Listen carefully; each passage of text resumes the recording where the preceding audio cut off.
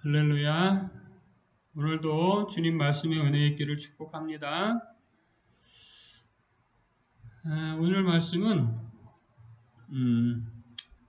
포도원 이야기가 나오고 포도원을 만든 한 사람이 있고 농부들에게 새로 주고 타국에 갔다가 돌아온 어떤 사람이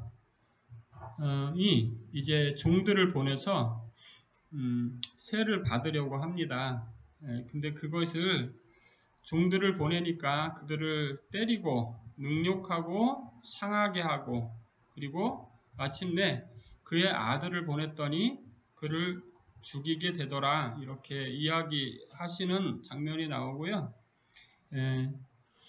그렇기 때문에 그 포도원을 만들었던 주인은 그 농부들을 반드시 진멸하고 포도원을 다른 사람에게 줄 거다, 이렇게 말씀하시는 이야기가 나오는데요. 이 이야기를 뭘로 말씀하시는 거냐면 실제 이야기가 아니고 그가 또 이 비유로 백성에게 말씀하시기 시작하시니라, 이렇게 시작합니다. 그러니까 이 내용은 어떤 설명을 하기 위한 내용이고, 이 비유를 왜 이 상황에 하셨을까가 중요하겠죠. 네. 그가 또 이 비유로에서 보면 그가 또라고 되어 있죠. 그것은 이 앞에 무슨 상황이 있다는 얘기예요. 그 앞에 무슨 상황이 있었냐면 예수님의 권위에 대한 논쟁이 있었죠. 그래서 그 사람들이 예수님의 권위에 대해서 인정하지 않는 모습을 보이고 있었어요. 그죠? 그랬기 때문에 이 비유를 들으셨다라는 거예요. 그래서 보면 이 비유가 그냥 어떤 한 사람의 이야기가 아닌 걸 알 수 있고요. 성경에서 구약의 이사야서나 어디든지 이렇게 보면 포도원을 만들어서 라는 표현에 대해서 우리가 이해하기 가장 좋은 거는 어떤 거냐면요. 하나님이 이스라엘 백성을 선택하셔서 하나님 나라를 세우셨다는 거예요. 할렐루야. 이 포도원에 대한 비유는 바로 이스라엘이라고 볼 수 있고요. 그 이스라엘에서 그 농부들이라고 하면 누굴 볼 수 있겠습니까? 지도자들을 볼 수 있겠죠. 바리새인과 서기관들, 그 당시에 종교를 이끌었던 사람들이라고 볼 수 있을 거예요.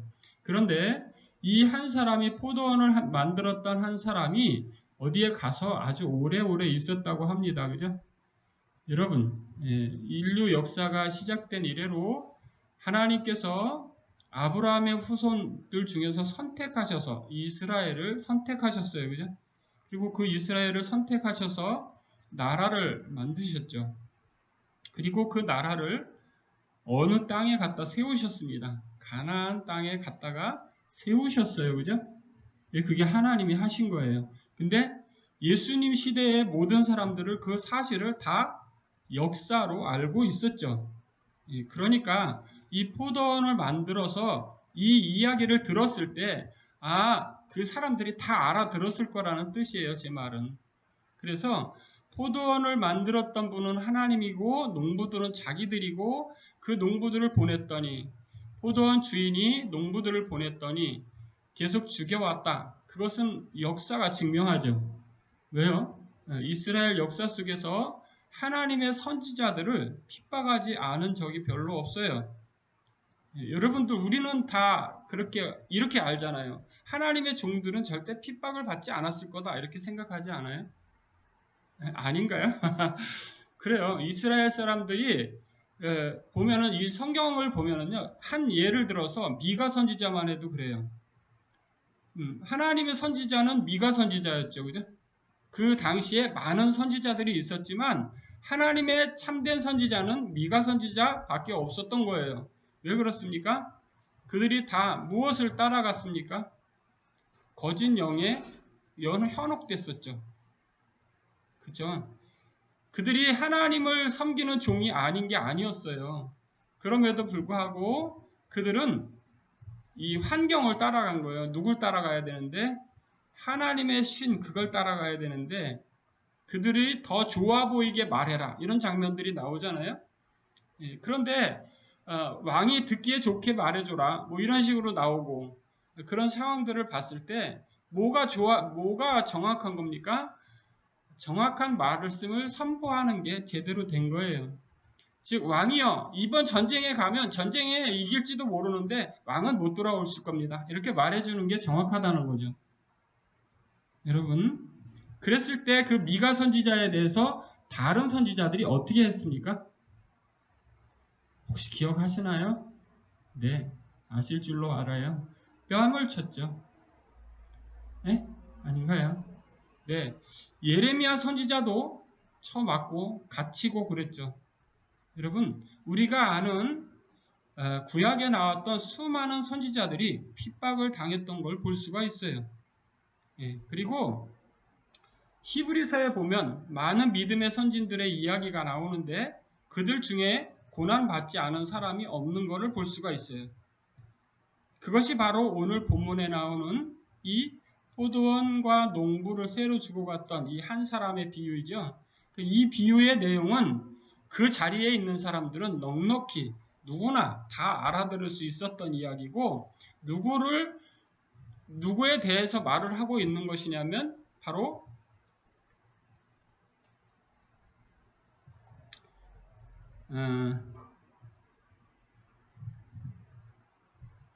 19절 예수의 이 비유는 자기들을 가리켜 말씀하신 줄 알고 라고 적혀 있죠. 그렇죠.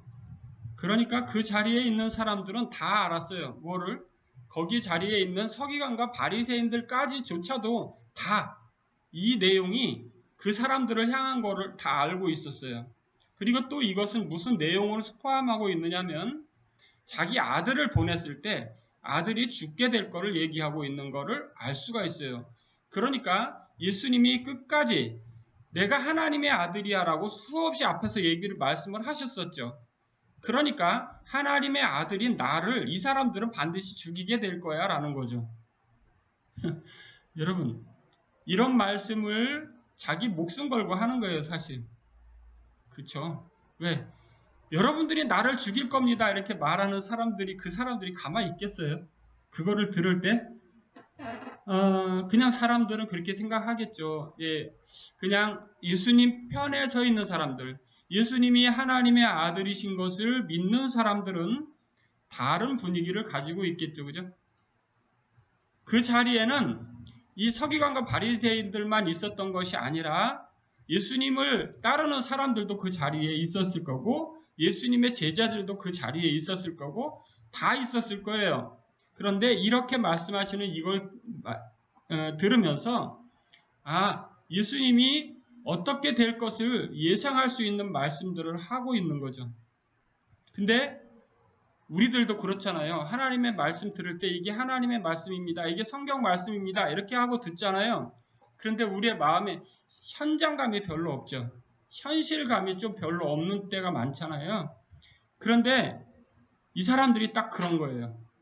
뭐냐면 그런 일이 일어날 거야 라고 말을 해주면 언제쯤 일어날까? 이렇게 생각할 수도 있고 곧 다가오겠구나 이렇게 생각하는 사람도 있고 다 다양하겠죠. 그 중에 제일 반대쪽에 있는 사람들은 아까처럼 생각할 거예요. 저는 반드시 죽여야 되는데 이런 마음을 먹을 거라는 거죠. 그러니까 오늘 이 비유의 말씀을 하심으로써 말미암아 더 반대하는 사람들은 더 반대쪽으로 갈 수도 있는 그런 상황인데도 불구하고 이런 말씀을 하시는 이유가 어디에 있었을까라는 거죠. 자, 그것은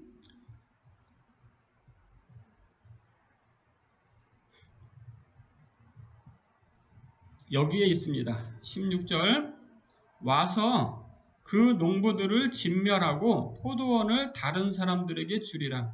이게 예수님의 말씀의 결론이에요. 자, 이게 무슨 뜻이냐면요. 농부들을 이 포도원을 만들었던 분이 와서 진멸할 거다. 그죠? 그리고 어떻게 될 거다? 포도원을 다른 사람들에게 줄 것이다.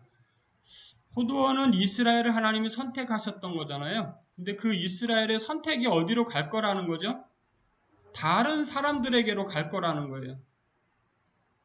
즉 이스라엘 하나님이 백성으로 부르셨던 이스라엘 그것이 어디로 가게 될 것을 말씀하고 있는 거예요. 그것이 바로 이방인들의 때가 다가오고 있음을 예언하시는 거죠. 사랑하는 성도 여러분, 그래서 이 포도원을 다른 사람들에게 주셨기 때문에 지금 우리 이방에 살던 이방인들이었던 우리들이 하나님을 믿을 수 있는 거예요. 사랑하는 성도 여러분, 이스라엘 백성들이 하나님이 선택하셔서 이제 하셨던 그런 백성들입니다. 근데 그 자리에 있던 사람들 중에서 이렇게 말하는 사람도 있었어요. 그렇게 되지 말아지이다. 그렇게 되지 말기를 원합니다. 이런 뜻이에요. 즉 이건 무엇이죠? 자기들이 멸망받는 건 싫은 거예요. 그러지 않겠어요? 우리도 내가 멸망받는 걸 좋아하는 사람이 어디 있겠어요? 농부가 그렇게 하기를, 그렇게 그 아들을 죽이는 그런 상황이 오지 않기를 바랍니다. 이렇게 말하는 사람들이 있는 반면에 또 이중성을 가진 사람들도 있겠죠. 이렇게 말하면서도 저놈은 반드시 죽여야 되는, 이렇게 이중성을 가진 사람들도 있을 수 있고요. 또 이렇게 말하지 않은 사람들도 그 자리에 있을 수 있는 거예요. 어쨌든 예수님이 이러한 비유를 통해서 그들에게 정말 알려주고 싶었던 내용은, 첫 번째 내용은 뭐냐면, 하나님이 이스라엘을 하나님의 백성으로 선택하셨지만 너희들이 그것을 원하지 않고 예수님을 죽이는 최악의 사태까지, 즉 하나님의 아들을 죽이는 최악의 사태까지 너희들이 벌이고 있기 때문에 반드시 너희를 멸하고 포도원을 다른 사람에게 줄 거야가 첫 번째 핵심인 거죠. 사랑하는 성도 여러분, 우리가 하나님을 믿는 성도들이고요. 이제 마지막 때가 다 가왔음을 우리는 이제 이해합니다. 우리가 오늘 사모님 기도하셨지만 뭘 알 수 있습니까? 우리가 이제 종말의 때가 다가온 것을 모든 자연현상을 통해서도 우리는 충분히 이해할 수 있어요. 이 세상에 모든 벌어지는 일들이 마지막 때가 되면 될수록 더 어떤 일들이 있겠다고 하셨습니까? 우리가 지금 요새 홍수 나고 그런 거, 비 오고 이런 거, 재난 일어나고 이런 거 보통 얼마 정도를 얘기를 합니까? 보통 옛날에는 10년, 20년, 5년 이렇게 얘기했는데 요즘은 100년 단위로 얘기를 합니다. 근데 성경에 뭐라고 나와 있습니까? 마지막 때에는 어떻게 된다고 말하셨습니까? 태초로 이렇게 큰 지진이 없었더라. 이렇게 말합니다. 그러니까 얼마나 더 심각한 상황이 벌어지게 될 건가를 이해할 수 있어요. 근데 왜 그런 상황이 옵니까? 농부들을 왜 진멸했습니까? 하나님의 보내신 종들을 어떻게 했어요? 핍박했기 때문이죠. 즉, 이 세상이 멸망하는 가장 근본적인 원인은 어디에 있느냐면 믿는 자들을 핍박하는 데 있어요. 그런데 우리가 현 세상을 보면 하나님을 믿는 자들을 점점 더 핍박하는 쪽으로 흘러가고 있다는 걸 알 수 있습니다. 그리고 하나님을 믿는 자들의 가치관이 무시당하는 세대를 흘러가고 있다는 걸 알 수 있어요. 그러니까 마지막 시대가 되면 될수록 훨씬 더 큰 재난이 닥칠 수밖에 없는 거예요. 여러분, 이스라엘이 하나님이 선택한 백성들인데 왜 그들이 멸망을 받을 수밖에 없었을까요? 라고 했을 때 그게 답인 거예요. 여러분들이 앞으로 신앙생활을 해가는 모든 동안에 정말로 하나님의 형제들이 상처받는 일을 만들지 않으셔야 돼요. 그게 이 세상에 더 아름답게 될 수 있도록 만드는 길이고요. 우리가 신앙생활을 제대로 해가면 해갈수록 그것이 하나님이 기뻐하시는 일이고 그것이 세상을 살리는 일이에요. 여러분, 자신을 가지시기 바랍니다. 우리가 하루하루 살아가는 우리가 신앙인으로서 바르게 살아가는 것, 그것이 이 세상을 살리는 길인 거예요. 여러분, 그거 아주 중요한 겁니다. 그러나 이렇게 이방인의 모든 때가 끝나면 마지막에 어떤 때가 온다고 하셨습니까? 종말의 때에는 다시 유대인들을 하나님이 민족적으로 부르실 때가 있다고 말씀하셨어요. 그것은 무엇을 말합니까? 이방인의 때 하나님이 허락하셨던 때가 마칠 수 있다라는 걸 의미합니다. 사랑하는 성도 여러분, 하나님의 사랑이 열려있는 때, 오늘 우리가 지난 시간에도 묵상했지만 이스라엘 백성들이 예수님이 오셨을 때 그 당시의 지도자들이 왜 이러한 예수님의 말씀을 들을 귀가 없었습니까?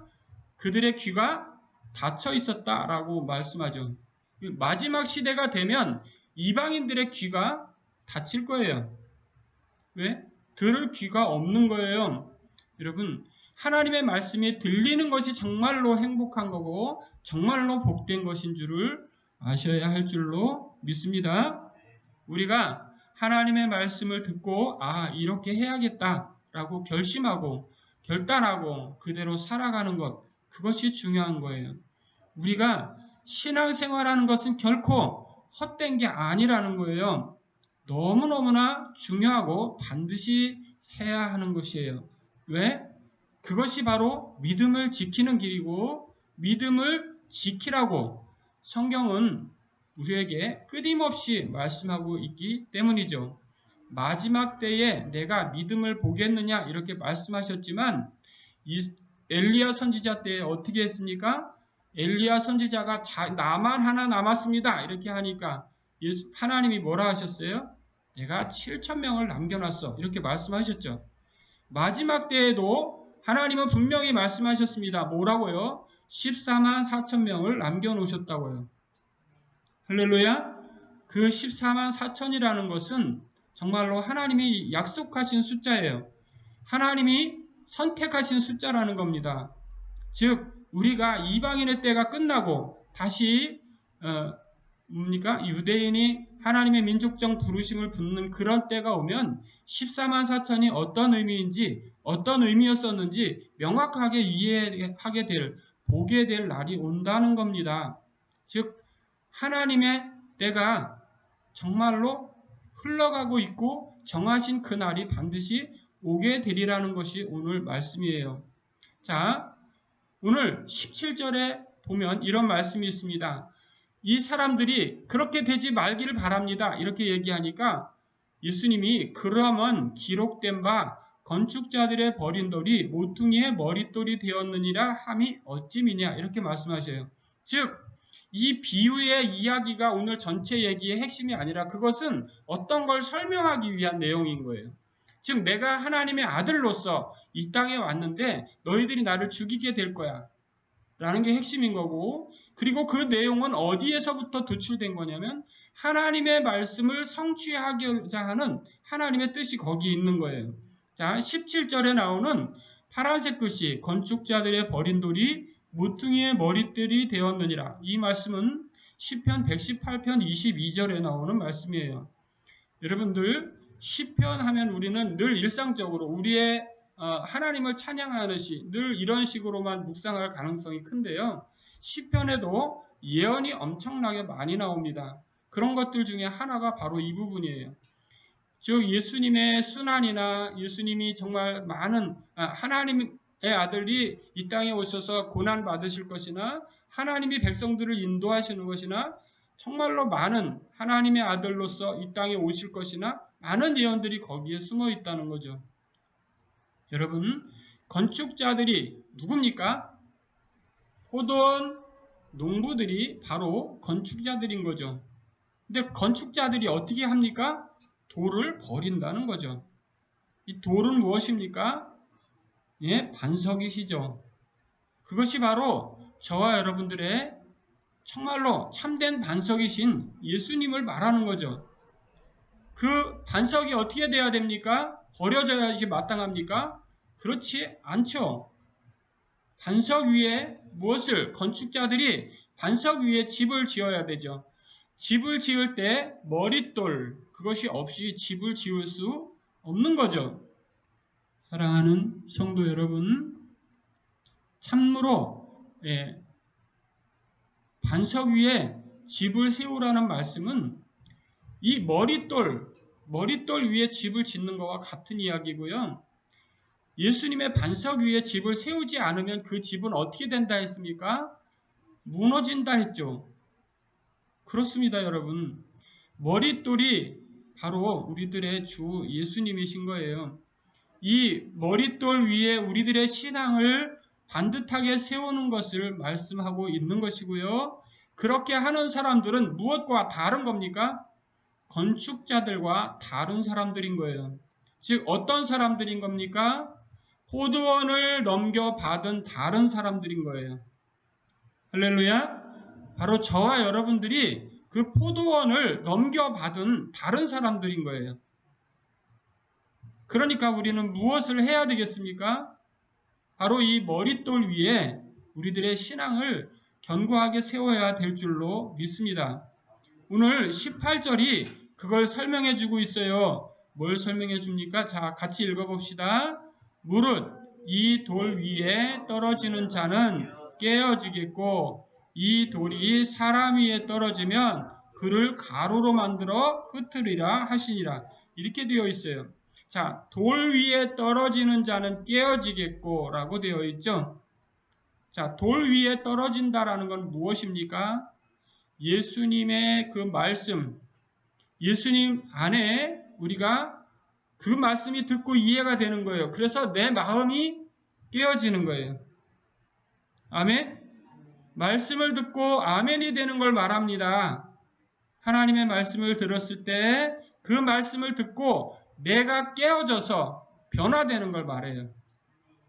포도원의 일꾼으로서 변화되는 걸 말합니다. 사랑하는 성도 여러분, 우리가 한 사람이 아무것도 아닌 것 같지만 아무것도 아닌 게 절대 아닙니다. 누가 보실 때? 하나님이 보실 때 한 사람이 절대 아무것도 아닌 게 아니에요. 한 사람 한 사람마다 아주 귀중한 거예요. 포도원의 한 사람의 일꾼인 것을 기억하셔야 돼요. 나 한 사람이 아무것도 아닌 게 아니라 하나님이 깨어지게 만드신 부분이 있습니다. 그리고 앞으로도 우리를 계속 변화시켜 가실 거예요. 그렇게 하시기 위해서 계속 던지시는 하나님의 그 돌, 그게 있어요. 그 돌 위에 내가 떨어질 필요가 있습니다. 할렐루야. 그렇게 되면 우리는 변화될 거예요. 무엇을 따라서 사는 삶입니까? 말씀을 따라서 걸어가는 발걸음이 될 거고요. 그 길은 바로 예수님이 가신 길이 되고 그 길을 따라가는 사람들이 될 거예요. 그러니까 마지막 시대에 이렇게 인정받는 사람들이 될 거예요. 예수님을 따라서 걸어갔던 사람이다 라고요. 할렐루야. 돌 위에 떨어지는 자가 되셔야 하는 겁니다. 할렐루야. 그리고 이 돌이 사람 위에 떨어지면 돌이 어떻게 되겠어요? 돌이 사람 위에 떨어지면 어떻게 됩니까? 깨지겠죠. 사람이 부서지겠죠. 살아남겠습니까? 돌이 사람 위에 떨어지면 사람이 살아남겠냐고요. 살아남을 수가 없는 거예요. 그러니 본문에 뭐라고 하십니까? 그를 가루로 만들어 흩으리라. 말씀 위에 내가 이제 던져져서, 내가 말씀 위에 던져져서 말씀을 통해서 내가 변화받고 그것을 따라서 사는 삶을 살게 되지 않고, 그래? 뭐 그렇지 뭐 그럴 수도 있지 뭐 이렇게 하면서 자기의 삶을 살아가는 사람들, 누구와 굉장히 닮은 겁니까? 바로 서기관 대제사장들과 닮은 거예요. 그 말씀을 듣긴 듣지만 나하고는 상관없는 거예요. 어쩌면 나하고 상관이 있는데 이건 엄청 더 심각하죠. 야, 너희가 나 죽이게 될 거야 라는 말을 들었을 때 우리들도 정말 이 시대가 강팍하다고 하잖아요. 그런데 예수님 시대에도 어지간했나 봐요. 그렇지 않고 이렇게 강한 말씀을 하실 수 있어요? 아주 강하신 말씀인 거예요. 이렇게 강력한 예수님의 말씀을 들으면서도 누구의 말씀이었어요? 하나님의 아들의 말씀이었어요. 그분의 권위가 있었어요. 그죠? 예. 우리 보통 목사님들처럼 그러한 힘과 능력, 그런 걸로 말씀하시지 않았을 거라는 거죠. 그들의 영혼을 두드리는 음성이 반드시 있었을 거예요. 그럼에도 불구하고 그들이 들을 귀가 막혀 있었기 때문에 그것이 들리지가 않은 거예요. 여러분, 우리들도 무엇을 해야 되냐면요. 하나님의 말씀을 듣는 귀가 막히지 않도록 하는 훈련이 필요한 거예요. 하나님의 말씀을 들을 때 끊임없이 들으려고 하는 우리들의 의지가 필요한 거예요. 우리가 의지를 발동시키지 않고는요, 의지를 발동시키지 않고는 잘 안 돼요. 여러분, 하나님이 은혜를 부어주실 때 내가 아무것도 하지 않으면 하나님이 아무것도 하시지 않으셔요. 내가 무언가를 할 때 하나님이 무언가를 하십니다. 내가 아무것도 안 해도 하나님이 하실 수 있지만 그렇게 하시지 않는다는 거예요. 왜요? 내가 어떻게 하는지를 보신다는 겁니다. 하나님은 내가 돌 위에 떨어지는 자인지 돌이 내 머리에 떨어지는데도 가만히 있는 자인지를 보신다는 겁니다. 사랑하는 성도 여러분, 마지막 시대를 살아가는 우리들이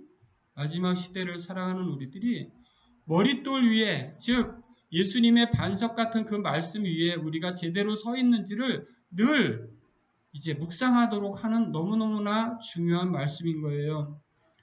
성도 여러분, 정말 우리가 이 시대를 살아가면서 다른 사람들과 하나님의 말씀에 비추었을 때 내가 바른 신앙을 하고 있는가에 대해서 끊임없이 묵상하는 저와 여러분 되기를 축복합니다. 그래서 주님 오셨을 때에 반석 위에 집을 지은 사람처럼 인정받는 저와 여러분들 되기를 주의 이름으로 축복합니다. 기도합니다. 거룩하신 하나님, 주의 은혜와 사랑 오늘도 감사합니다. 놀라운 비유로 그 백성들을 하나님께 돌리려고 하셨지만은 여전히 듣지 않는 그런 사람들이 거기에 있었습니다. 하나님, 정말로 불쌍한 영혼들, 아버지, 우리를 불쌍히 여기신 주님을 우리가 받아들여서 돌 위에 떨어져 우리를 변화시키시는 하나님을 따라서 끝까지 잘 걸어갈 수 있도록 인도하여 주시옵소서. 예수님의 이름으로 감사하며 기도합니다. 아멘.